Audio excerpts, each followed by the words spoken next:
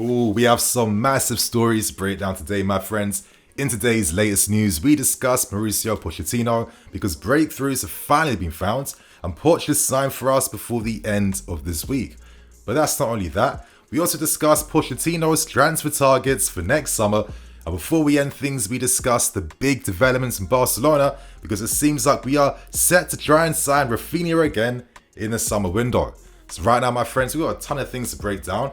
I hope you enjoy, and of course, if you like today's video, then like it. I'm not going to ask for any numbers anymore. I feel like if you guys naturally like it, I want to keep things organic now. Like if you like the video, then you guys know what to do already, yeah? So I hope you enjoy it, and without wasting any more time. So let's start with things, and let's head to The Athletic to discuss Ornstein's latest reports around Pochettino, because finally it does seem like talks are set to conclude by the end of this week, and Pochettino should be signing for us as a head coach and not a manager. So a head coach implies that he won't have like final say on players he wants to sign and targets like a manager normally would have, but he is set to collaborate with the club's existing structures. You know, Bali, that's the vision they had for this football club, and they wanted to hire a manager that is prepared to work within the existing structures. So I'm more than fine with this. Ornstein also revealed that Frank Lampard is set to collaborate with both sporting directors and the new head coach in Pochettino to help the transition, to smooth things over, to make things easier. And for me, it makes a lot of sense. I think for all the disrespect Lampard has been getting, he was hired as an interim. He does have a soft spot for this club. He is our club legend. I kind of feel like there's been too much conflation recently because, listen, I'm always upset when we lose games, but I think some people take their level of upsetness to like too many ridiculous levels sometimes. And I think it's okay for a football man like Frank Lampard to give his thoughts and opinions to smooth things over. Maybe that's why we're seeing the team under him currently using a 4-3-3. And some rumours around the club have been suggesting that we are hoping to maybe hire someone with like football experience, maybe an ex-player potentially, to work with the club's existing sporting directors. So that's a very interesting thing to do. And for me, I think it's okay to have like a former player giving his experience and expertise as well to help with things. I think that's more than fine. Anyway, going back to Pochettino, we do know that his wife has already been spotted in London, of course, through her social media posts, which obviously implies that Pochettino obviously is with his wife as well. Talks have broken through, and it seems like Stuart and Winston Lee have both agreed that Pochettino is the right manager for the future. I think based on all the other existing candidates that we've monitored and looked at, I think Pochettino makes more sense for the squad we currently have and for the way we should be playing. Like, in my opinion, I've always felt like we're a 4-3-3 team at heart, and I think we should have wingers with pace who can score goals, an incredibly strong midfield, a great defense, and a powerful striker too. And it seems like Pochettino reflects those same types of ideas too. So that's the first story out of the way. But I think right now we move on very nicely to the second story, and let's talk Pochettino's transfer targets and plans for next season. Now, we have tons of reports around Pochettino right now, but let's focus on the latest report that came out this evening from the Daily Mail. And in the report, it does reveal that Pochettino wants to sign, as we know, a new goalkeeper, a CDM, and a striker as well. Pochettino wants to build a new spine. And for him, he's looking at players that not only have experience, but most importantly, Premier League experience as well too. And he kind of feels like this young squad needs to have a balance of experience to help smooth things over, to help create better balance. And for me, this is probably the most responsible way to do things. Like, we're not going to turn into like peak 1994, 1995 Ajax. I think at this level, you need to have like lots of youth, but like a nice, healthy amount of experience, of course, to complement both parties. So this makes a lot of sense. And for me, this also implies that Pochettino is here to win. He's here to challenge. He's not here to be building for a project for like another year or two. By adding more experience to the young talent we already have, in the next 2-3 years, most of these young guys should be ready then to take over the mantle of experienced players and hopefully become a lot better for it in the following seasons. Now, obviously, Pochettino wants to dramatically reduce the size of the squads, and of course, names like Pulisic is being linked with Napoli currently, players like Ziyech, Aubameyang, who's offered his services back to Barcelona. And for me, I'm okay with that. He's never been used, and no one really cares about him in a footballing sense at this football club, so do you. And in terms of the spine that Pochettino wants to build, He wants to sign a midfield partner for Enzo Fernandez. So does that imply that maybe we're 4-3-3 or maybe even a 4-2-3-1? Because with guys like Nkunku and potentially Felix set to remain here for another loan spell, that would complement a lot of the existing talent we have, and that can make a lot of sense. Now, of course, names like Ugarte of Sporting Lisbon is being mentioned. Declan Rice, an eternal long-term target. We're currently being heavily linked and involved to try and sign Romeo Lavia, but in my opinion, when you have Andre Santos already, is it right for two great young players to fight out for one position? I'm not too sure, but regardless, a defensive mid is what we want for next season. Now, in terms of the goalkeeper position, more reports intensify around Andre Onana. You guys know my thoughts and opinions. I think this guy is an incredible sweeper keeper, one of the best keepers in Europe in my opinion. Very skillful, very confident. Like, he's got that personality, that composure that, you know, Inter Milan this season have most definitely benefited from, and since he replaced Handanovic, they've been a much better team for that.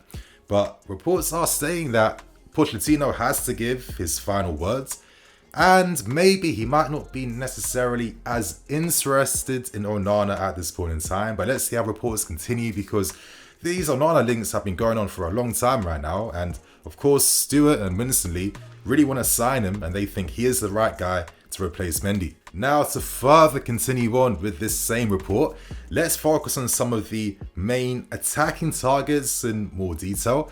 And I want to start with one of the rumours currently, and that rumour is around Lautaro Martinez. Pochettino is a massive fan, and for me, Martinez is one of the best strikers in Europe. I mean, he's having another incredible season at Inter Milan. He scored 22 goals, 8 assists in 54 games, and 30 goal contributions. And for me, this guy is a complete forward by that definition. I mean, very strong, great upper body strength. He's more of like a deep line forward in my opinion, but the guy presses with intensity.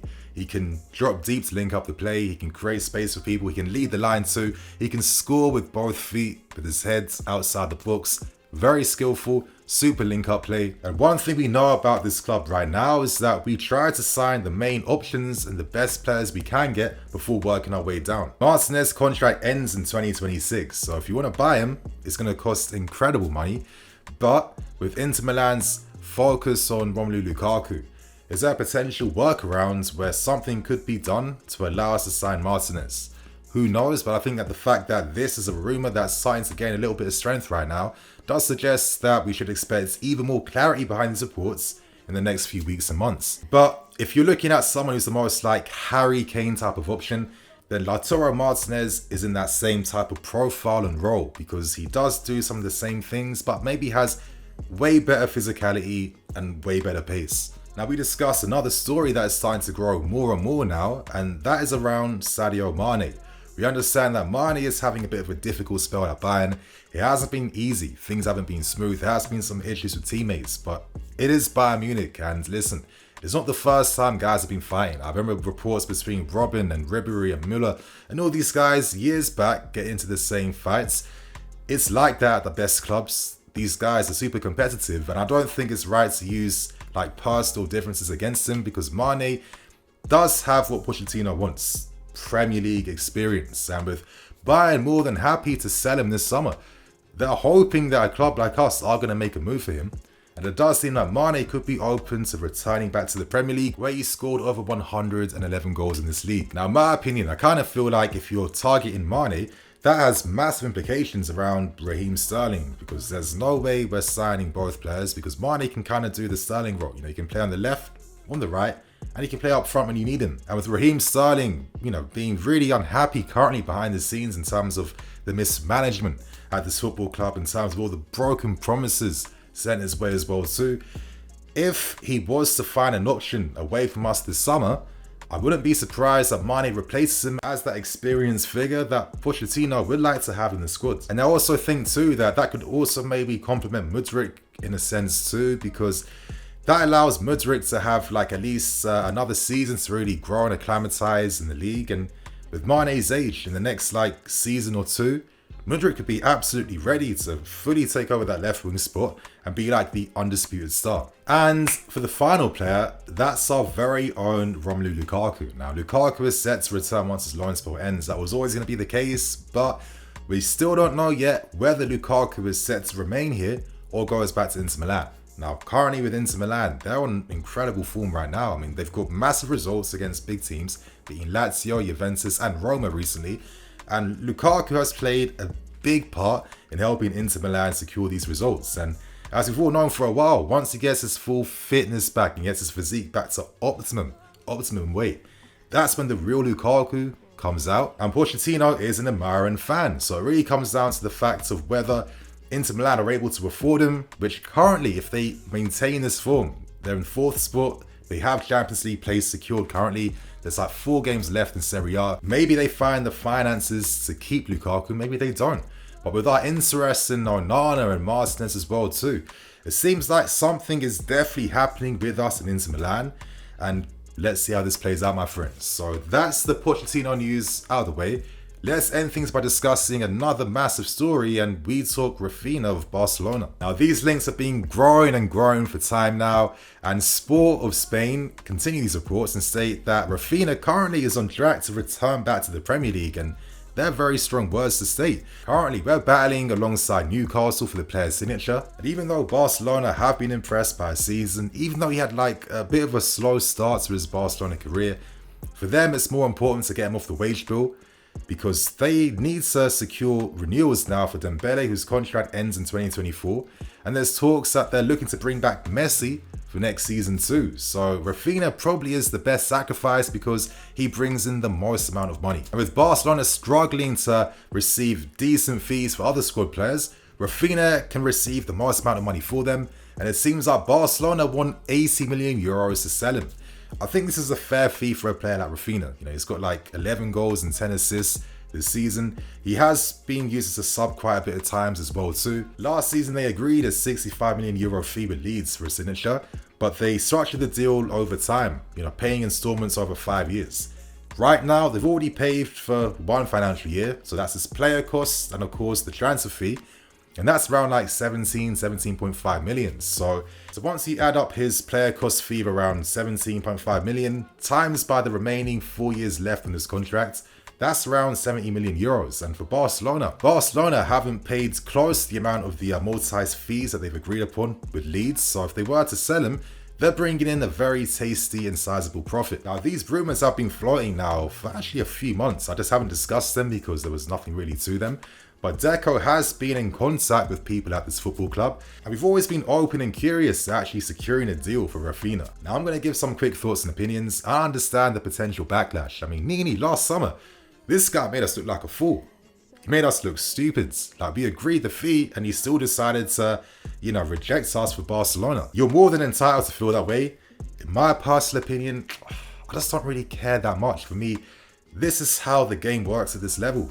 And we played the same game too, so I don't like complaining about a game that we also benefit from by doing these same things. Ideally, Raphinha prefers to stay, but if he has to leave, he is more than happy to coming back to the Premier League. And interest in Raphinha does complement the type of players and profiles that Pochettino is looking at for next season, like Prem experienced players, and Raphinha fits that mold. I mean, we're set to sell tons of attacking players over Ziyech, potentially Sterling, maybe even more. And it seems like the way forward right now is that we want to focus on having attacking threat down the wings.